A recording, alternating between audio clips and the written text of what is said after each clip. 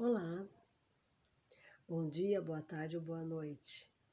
Espero que vocês estejam bem essa noite, essa tarde, esse dia, né? Não sei que horário que vocês vão ver esse vídeo. Nós vamos falar sobre o tema curso básico. O tema será a nona aula, causa das aflições, tá certo?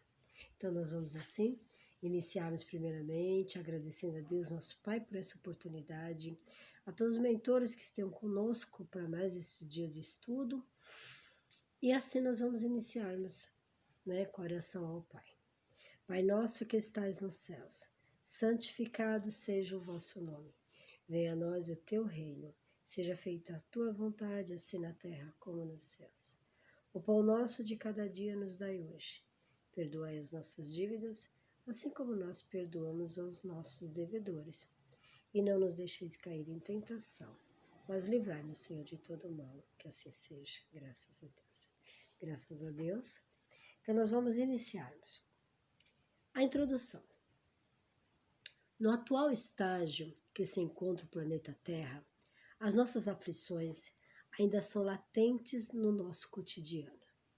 Conhecer as causas de acordo com os ensinamentos deixados pelo Mestre Jesus facilita no conhecimento de nós mesmos, na aceitação de nossas provas, tanto quanto da mudança do nosso padrão vibratório, contribuindo assim para a nossa evolução e a evolução da nossa morada terrestre. A definição. Aflição. De acordo com o dicionário Aurélio, significa profundo sentimento moral produzido por uma circunstância penosa, estado de grande desalento, de profunda tristeza, mágoa ou desgosto, grande inquietação, preocupação, ansiedade, angústia, padecimento físico, tortura. Então, quando a gente está nas nossas aflições, que nós fizemos algo errado, que algo está nos entristecendo, estamos preocupados, né? Angustiados, nós estamos no momento das nossas aflições. Dor e sentimento. Há que se diferenciar dor e sofrimento, para uma reflexão profunda sobre esses termos. A dor física em nossas vidas é um alerta da natureza e, na maioria das vezes, é inevitável nos enfrentamentos diários. Já o sofrimento mais profundo e passional afeta a nossa existência como um todo e é opcional. Ou seja, toda dor, se necessária, é uma imposição das leis naturais, e o sofrimento, ao contrário, não é uma imposição. Significa revolta e falta de resignação para com as nossas aflições. O que acontece, né? Que quando a gente está com dor, ali está doendo, né? Tô com muita dor, meu Deus, tô com muita dor, né? E o sofrimento, para mim, eu estou sofrendo demais por causa dessa dor, eu estou com... Então, quando você começa a fazer disso, né, claramente que está com dor, a gente vai, né? Mas você fazer disso o estardalhaço, blasfemar, gritar, né? E ficar aquela coisa de vítima, muitas vezes a dor até não tão intensa assim. Por que a dor? A dor vem nos alertar, algo está acontecendo com o nosso organismo, com o nosso corpo, não é? Como se a gente não tiver dor, como que vai estar sabendo que tem algo inflamado dentro de nós, né? Que nós mesmos causamos. Muitas vezes nós tropeçamos e a unha do pé está doendo, vou ao médico, porque se eu não estiver doendo, eu não vou ao médico, aquilo vai petrejar, vai ficar inflamado e eu não vou sentir. E tem gente que, assim, infelizmente eu digo, porque não sente dor. E é terrível, porque vai acontecendo muitas coisas e ela não vai sentindo. E de repente o corpo começa, né, a perder toda a vitalidade, porque você tem que tomar medicações, né? Você tem que começar a se cuidar. Por isso que a dor, o que é a dor? A dor é falando, olha, tem algo errado aqui comigo, né? As vicissitudes, infortúnio e infelicidade da vida têm duas origens bem diversas, na vida presente ou fora desta vida, né? Como nós sabemos, adentrando o Espiritismo, de várias encarnações que nós tivemos e que nós fizemos algo em outras vidas. E nessa vida vem o respaldo que nós fizemos. Muitas vezes a gente fala, nossa, não vou pagar nessa vida, não vou preso, não vou isso e aquilo. Mas na próxima algo vai vir, sim, né? É a lei de Deus. É a lei do retorno. Você faz algo de bom, vai te retornar coisa boa. Você faz algo de ruim, vai te retornar coisa ruim. É simples assim, né? Causas atuais das aflições. Vamos lá. As fontes dos males terrenos são as consequências naturais do caráter e da conduta daqueles que os sofrem. Quantos homens caem por sua própria culpa? Quantos são vítimas de sua imprevidência, de seu orgulho e de sua ambição? Quantas pessoas ruinadas por falta de ordem, de perseverança, por um mau comportamento ou por terem limitado seus desejos? Uniões infelizes. Resultaram dos cálculos do interesse ou da vaidade, nada tendo com isso o coração. Quando nós só olhamos para a pessoa, né, uma suposição, eu quero aquela pessoa, muitas vezes um homem, né, eu quero aquela pessoa porque eu acho ela lindíssima, maravilhosa, eu vou usá-la, E quando vai casar, a outra pessoa nem gosta, casou, né, obrigada a ter que casar. Então, muitas vezes, a pessoa não tá. Então não adianta você casar por interesse de algo. Você tem que casar por interesse do teu amor pelo outro amor, né? Daquela alma que você encontrou, daquele companheiro que você encontrou. Mas você casar, olha, eu vou casar com ele porque ele vai me dar tudo de bom para mim. Mas e aí, o relacionamento, a convivência, né? Ela é complicada já com o amor. Imagine sem amor, né? Então são as uniões infelizes. Doenças e aleijões são efeito da intemperança e dos excessos de toda a ordem, né? Pais infelizes com os filhos, por não terem combatido as suas más tendências desde o princípio, né? Porque a criança tem um período de adaptação, de todo um contexto ali dos 0 aos 7 anos, que a criança ela vai aprender tudo ali. Tudo que ela puder obter ali, ela vai ter aquele... Então, se você dar muito excesso para ela, muita coisa, ela vai ser uma criança mimada. Então, tudo tem que ter equilíbrio, né? Por fraqueza ou indiferença, deixaram que se desenvolvesse neles os germes do orgulho, do egoísmo e da tola vaidade, que ressecam o coração. Mais tarde, colhendo o que semearam, admiram-se e afligem-se com a sua falta de respeito e sua ingratidão. Quantos pais falaram, nossa, eu criei ele tão bem, né? E olha como ele me trata. Não, você não criou ele tão bem, né? Você não cortou as arestas, você não educou como deveria ser educado. Que todos os que têm o coração ferido pelas vicissitudes e as decepções da vida, interroguem friamente a própria consciência, está lá na nossa consciência. Não tem como a gente não escapar da nossa consciência. Algo fizemos. Que remontem passo a passo a fonte dos males que os afligem e verão se na maioria das vezes não pode dizer: se eu tivesse ou não tivesse feito tal coisa, não estaria nesta situação, né? Muitas vezes vem algo dizendo para a gente, não é esse o caminho, não é por aí que você tem que ir, mas a gente, na tola vaidade, a gente quer ir, né? A gente quer fazer o que não é para fazer. E a gente vai ter consequências disso. Da lição anterior, né? Livre-arbítrio, não é verdade? E as consequências desse livre-arbítrio.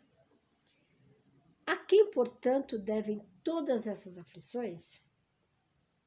O homem é, assim, num grande número de casos, o autor de seus próprios infortúnios, Mas, em vez de reconhecê-lo, acha mais simples e menos humilhante para sua vaidade acusar a sorte, a providência, a falta de oportunidade, sua má estrela, enquanto na verdade sua má estrela é a sua própria incúria, né? A preguiça, a falta de correr atrás das coisas, querendo tudo que caia do céu, né?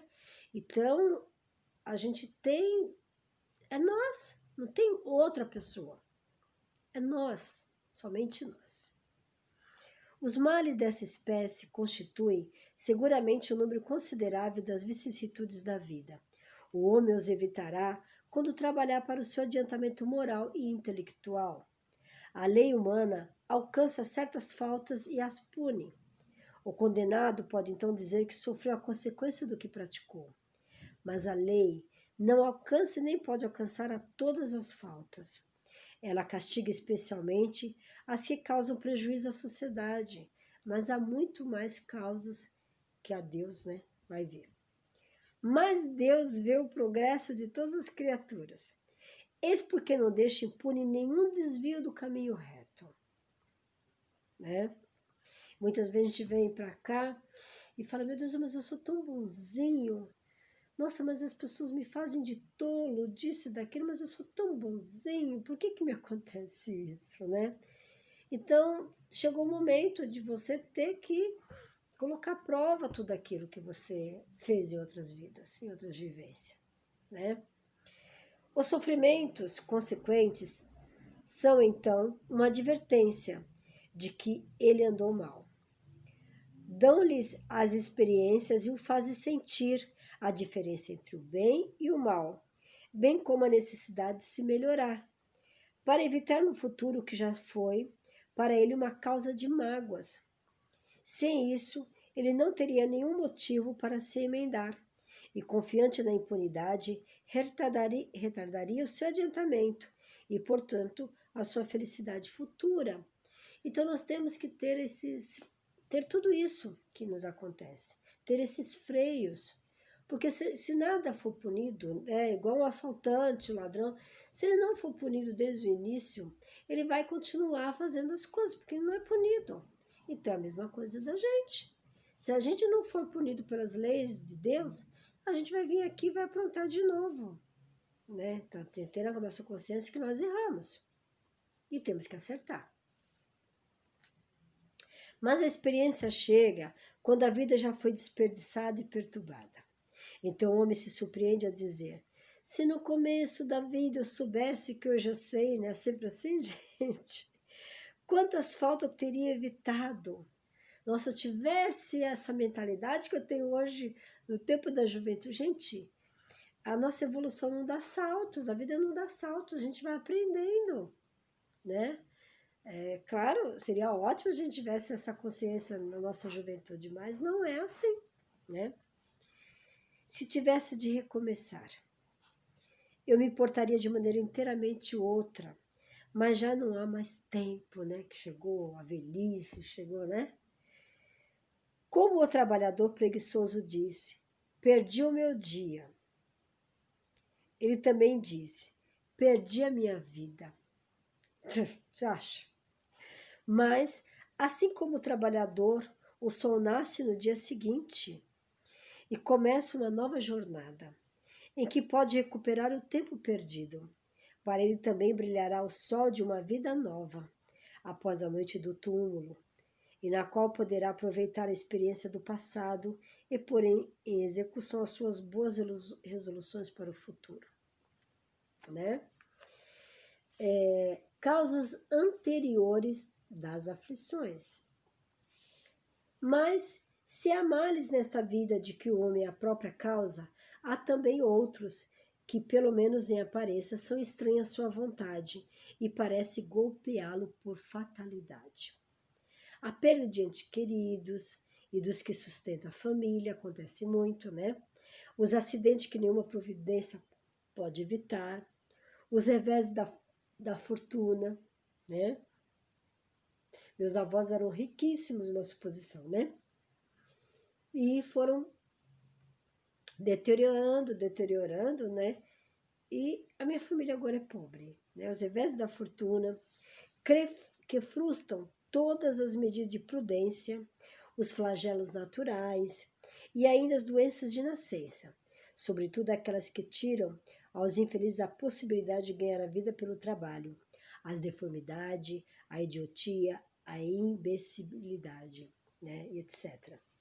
Os que nascem nessas condições nada fizeram nesta vida para merecer uma sorte triste, sem possibilidade de compensação, sendo impotentes para modificá-las, enquanto ao seu lado, sob o mesmo teto e na mesma família, outros se apresentam favorecidos em todos os sentidos. Meu Deus, como que é isso? Claro que se explica somente as reencarnações, que nós vivemos em outras vidas. É um Deus de amor, de carinho, de grande poder. Meu Deus, eu vou deixar nascer um bebê com tudo isso? Se eu tiver uma vida só, é isso mesmo? Por que eu nasci assim e o outro nasceu normal? Hein? A gente tem que se questionar, gente. Chegou o momento de nos questionarmos, né?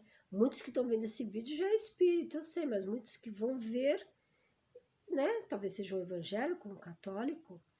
Vamos parar para pensar. Peraí. Deus que Jesus me passou é um Deus de amor, um Deus de misericórdia, um Deus de luz. Por que nasce criança já com câncer? Por que nasce a criança cega? O que ela fez? Se só tem uma vida. É impossível. É impossível. Não é verdade? Que dizer das crianças que morrem em tenra idade e só conheceram da vida o sofrimento? Meu Deus, o que é isso, né? Que dizer disso? Que significado isso tem? Nós temos que começar a raciocinar. Que significado isso tem? Tem um significado. Por que nasceu dessa forma? Punir o pai? A mãe do quê? Né? Vamos pensar. Problemas todos esses que nenhuma filosofia resolveu até agora. Anomalias que nenhuma religião pode justificar e que seria a negação da bondade, da justiça e da providência de Deus, não é verdade? Recompensa ou uma punição qualquer, se não puderam seguir nem o bem nem o mal. Como é isso? Acabei de nascer, como que eu vou ter o bem e o mal? Né? Entretanto, em virtude do axioma de que todo efeito tem uma causa, essas misérias são efeitos que devem ter a sua causa, não é? Aconteceu alguma coisa. E desde que se admite a existência de um Deus justo, essa causa deve ser justa.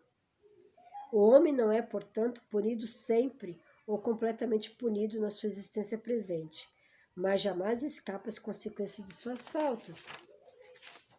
Deus, em sua infinita misericórdia, vai também colocando em parcelas as nossas dívidas, que nós aprontamos lá atrás, né? Porque só era guerra, só era tormentas.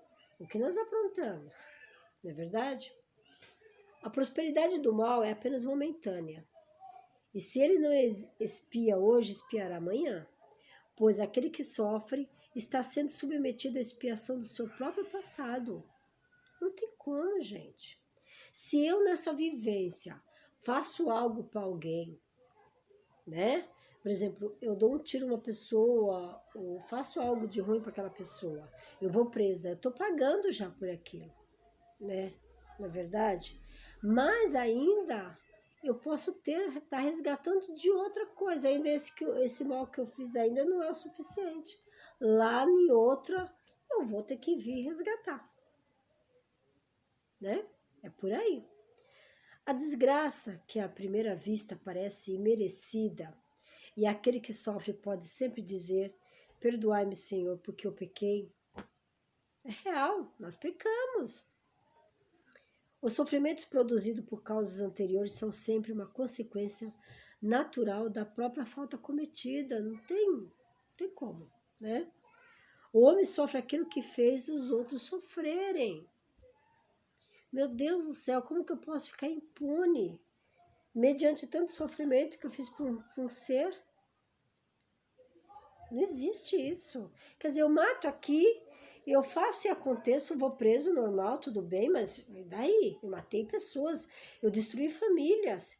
Porque se eu matei um pai de família, aquela família ela vai ir até para miséria às vezes, você entendeu? Porque era o provedor daquela casa. E de amor a mulher também, morre de tristeza, e eu vou acarretando todas essas dívidas lá na frente. Ah, eu paguei, pagou a lei da terra. Mas e aí? Não é só isso, gente, ficar preso, bacana, né? Ah, mas tirou minha liberdade. Não é só isso. E esse irmão? E as consequências que se dará a esse irmão? Então, a gente tem que começar a pensar nisso também, né? Então, o homem sofre aquilo que fez os outros sofrerem. Se ele foi duro e desumano, poderá ser, por sua vez, tratado com dureza e desumanidade. Se foi orgulhoso, poderá nascer numa condição humilhante. Se foi avarento, egoísta ou se empregou mal a sua fortuna, poderá ver-se privado do necessário. Se foi mau filho, poderá sofrer com os próprios filhos e assim por diante, né? A causa que você fez, o efeito será o mesmo, né?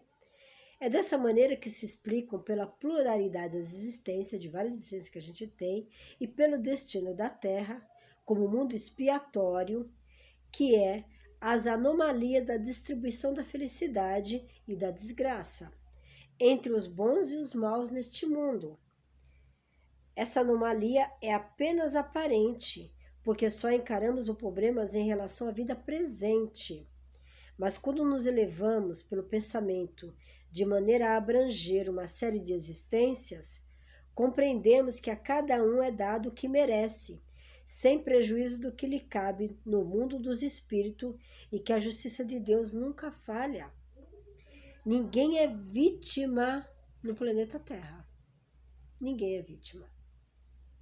Ninguém. Nós temos dívidas a acertar. Isso temos, tá? O homem não deve esquecer-se jamais de que está no mundo inferior, onde só é retido pelas suas imperfeições. A cada vicissitude, deve lembrar que, se estivesse no mundo mais avançado, não teria de sofrê-la, e que dele depende não voltar a este mundo desde que trabalhe para se melhorar, né? Então a gente tem que ter a nossa melhora, a gente tem que ir se modificando, né? Não é porque também eu estou dentro de uma doutrina ou estou fazendo a minha parte da caridade, auxiliando, ajudando alguém, que aquilo que eu fiz vai ser. Não. Eu estou, graças a Deus, tendo a compreensão do que várias coisas aconteceram ou pode vir a acontecer na minha vida, mas eu vou ter um respaldo, eu vou ter uma assistência, porque eu estou procurando me melhorar, certo? E só que o que eu tiver que passar, vou ter que passar, gente. Ah, mas nossa, ela está dentro de uma igreja, nossa, ela está fazendo tanta coisa e está passando por isso. Tenho que melhorar. Não é porque eu estou dentro de uma igreja eu virei a santa. Ou que eu estou dentro de uma doutrina que eu virei santa. Não é. Ou de um grupo. Não é. Nós estamos melhorando. O que nós estamos fazendo hoje, nós estamos plantando para o nosso amanhã. Só que tem o respaldo do que eu fiz antes. E vou ter que passar por isso. Por isso que muitas vezes a gente fala assim, nossa, eu oro e vem pior, eu vou para a igreja e vem mais coisa e mais coisa. Que bom que você está dentro de uma igreja. Que bom que você está dentro de uma doutrina. Que bom, que maravilhoso. Porque você está tendo toda a assistência e a ajuda espiritual ali dentro. E se você estivesse fora? Como seria? É por aí. Então a gente vai estudando e se vê as dores e a doença, a gente tem Claro que a gente vai chorar, a gente vai gritar, vai pedir socorro a Deus, isso é normal, é do ser humano. Só que tá da lição do sofrimento e da dor, né? O que eu quero sofrer? O que eu quero ter dor? Eu vou ter a dor e o meu sofrimento vai ser aquilo que eu tenho que passar. Só que eu vou pedir a Deus misericórdia, eu vou pedir a Deus bons médicos, eu vou pedir a Deus uma, uma, uma assistência espiritual, né, para me passar por aquilo que eu tenho que passar, para amenizar o que eu tenho que passar. Mas eu estou fazendo a minha parte, né? Mais ou menos assim. Então vamos lá. As atribulações da vida podem ser impostas aos espíritos endurecidos ou demasiado ignorantes para fazer uma escolha consciente, porque muitas vezes a gente faz as escolhas para a gente saldar aquelas dívidas. Livremente escolhidos e aceita pelos espíritos arrependidos que querem reparar o mal que fizeram e tenta fazer o melhor. Assim, é aquele que, tendo feito mal a sua tarefa, pede para recomeçá-la, a fim de não perder as vantagens do seu trabalho. Essas tribulações, portanto, são ao mesmo tempo expiação do passado, que castigam, e provas para o futuro que preparam. Rendamos graças a Deus, que na sua bondade concede aos homens a faculdade da reparação, e não o condena irremediavelmente pela primeira falta. Não se deve crer que todo sofrimento, porque se passa neste mundo, seja necessariamente o início de uma determinada falta. Trata-se, frequentemente, de simples provas escolhidas pelo Espírito para acabar a sua purificação e acelerar o seu adiantamento. Então, por isso que muitas vezes a pessoa está passando por aquilo, não podemos julgar, e muitas vezes a pessoa tem tanta consciência do que ele está passando, porque ele teve respaldo da vida, ele veio, ele escolheu aquela prova. Vamos dar uma suposição de muitos da linha de frente do Covid. Teve muitos espíritos que escolheram passar por isso, entenderam? E foram para a linha de frente. Ser um exemplo, muitos acabaram realmente morrendo, muitos acabaram realmente melhorando e mostrando que é possível a melhora para os médicos, né? Colocando cada medicamento, auxiliando o mais rápido possível. Então, essas pessoas foram para a linha de frente, escolheram. A expiação serve sempre de prova, mas a prova nem sempre é uma expiação. A prova não é porque a pessoa está passando por aquilo, nossa, ele fez algo de errado. Não julgais e não apontai o dedo. Que muitas vezes a pessoa está passando por aquilo para dar uma lição na família que está ali, para mostrar algo para aquela família também, né? Para ser, né, de prova para aquela família. Eu vim aqui passar por tudo isso, né? E ele não deve nada.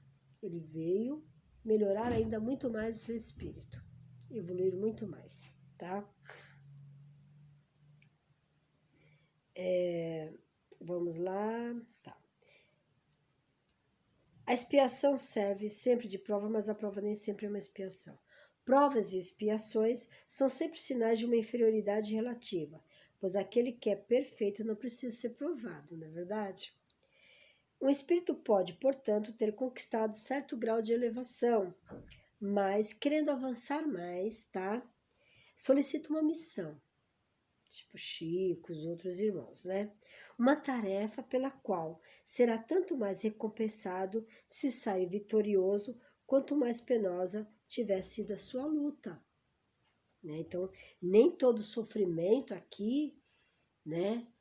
Nem toda dor que a pessoa passa é um sofrimento, ela está passando por aquilo e está resgatando com muito amor e muito carinho, e na consciência dela, ela precisa daquilo. É muito interessante tudo isso, mas há muitos que passam assim. Esses são os casos das pessoas de tendência naturalmente boas, de alma elevada, de sentimentos nobres inatos, que parece nada trazer de mal de sua precedente existência, e que sofre com resignação cristã as maiores dores, pedindo força a Deus para suportá-las sem reclamar. São almas nobres que estão passando por aquilo, por uma prova que ele quis passar, tá certo? Então nem tudo a gente pode olhar e julgar, como eu falei, tá? Pode-se, ao contrário, considerar como expiações as aflições que provocam reclamação e levam à revolta contra Deus. Aí é uma expiação. O sofrimento que não provoca murmurações pode ser uma expiação, mas indica que foi antes escolhido voluntariamente do que imposto. É a prova de uma firme resolução, o que constitui sinal de progresso. Os espíritos não podem aspirar à perfeita felicidade enquanto não estão puros. Assim acontece com os passageiros de um navio tomado pela peste, aos quais fica impedida a entrada numa cidade até que estejam purificados. Então nós não vamos adentrar no mundo melhor, no planeta melhor, se a gente não tiver condições de entrar naquele planeta. Por isso que a gente vem e está lapidando o nosso espírito. E é através de muitas provas e expiações. Tá? É nas diversas existências corpóreas que os espíritos se livram pouco a pouco de suas imperfeições. As provas da vida fazem progredir. Quando bem suportadas, como expiações, apagam as faltas e purificam. São um remédio que limpa a ferida e cura o doente. E quanto mais grave o mal, mais enérgico deve ser o remédio. Aquele, portanto, que muito sofre, deve dizer que tinha muito a expiar e alegrar-se de ser curado logo. Dele depende, por meio da resignação, tornar proveitoso o seu sofrimento e não perder os seus resultados por causa de reclamações, sem o que teria de recomeçar. Ainda tem isso, lição não aprendida, lição repetida.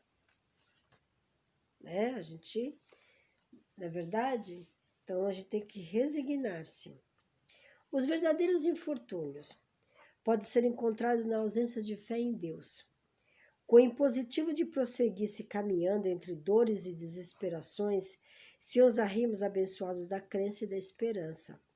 Há, porém, aqueles que nos estrugir das dores e na concussão das angústias, perseveram confiantes aguardando o auxílio da divina misericórdia, sem rebeldia e reclamação. Das dores e aflições, o espírito consciente retira sempre a bênção de consolação e equilíbrio, se permanecendo fiel a si mesmo e ao Pai Criador. Né? Então, encerrando aqui, nós tiramos todo esse estudo, né, do Evangelho segundo o Espiritismo, capítulo 5, itens 6 e 10, o Livro dos Espíritos, o livro 2, capítulo 4, Pluralidade da Existência, o livro 3, A Leis Morais, capítulo 1, da Lei Divina, tudo Livro dos Espíritos. Item 3, O Bem e o Mal, e o capítulo 7, Perfeição Moral, livro 4, Esperança e Consolações, capítulo 1 e 2. Divaldo Pereira Franco, Após a Tempestade, de Joana de Ângeles, Espírito. Né? Então, para a gente ver que a lição vem nos passar, dessas causas e efeitos, né? Das aflições anteriores, de tudo aquilo. Então, os estudos vêm nos alertar, né? Claro que a gente vai chorar, claro que no momento a gente vai pedir arrego a Deus, que a gente vai... Nós somos imperfeitos ainda. Só que nas horas das nossas aflições, nós temos que estar respaldados pela espiritualidade, né? Teve dores, muitas dores que eu já passei, e assim, não é perdendo a fé, não acreditando, é que a dor às vezes ela é muito mais forte que você, e você acaba pedindo a Deus, né, consolação, e as equipes estão ali te auxiliando e te ajudando, mas às vezes você está tão conturbado, os seus anjos guardiões também estão te auxiliando, você está tão conturbado que você não abre a brecha para que a sua áurea se limpe, e através das energias que é emanada para você, você pegue toda essa energia. Por isso que as orações, esses momentos de aflições, o respirar, ver coisas salutares para que a gente possa receber todo o auxílio das equipes espirituais nesses momentos tão difíceis de aflições, de depressões e todas as calamidades, né? Que o ser humano que o produziu, nós o produzimos, não é verdade? Então, que eu espero que a lição esteja bem explicada a todos vocês, né? Que a gente tenha resignação nas nossas dores e pedindo clemência e misericórdia a Deus que nos dê todo o alicerce, tanto com médicos, medicamentos bons, né?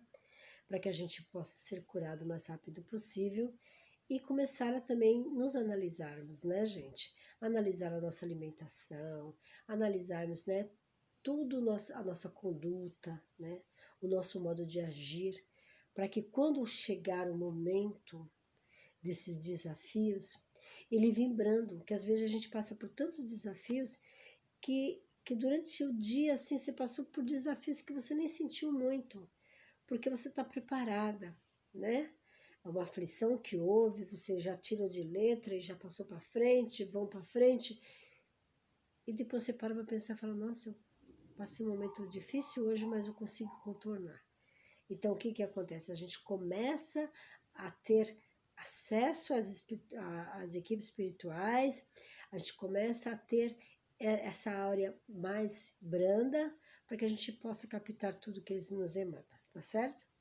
Então, muita luz e paz a todos vocês, que a paz do Mestre Jesus e agradecimento aos mentores aqui que estão presentes, nos auxiliando para mais esse estudo, que a paz de Deus esteja com cada um de vocês, assim seja, graças a Deus. Graças a Deus. Tudo de bom, tchau, tchau.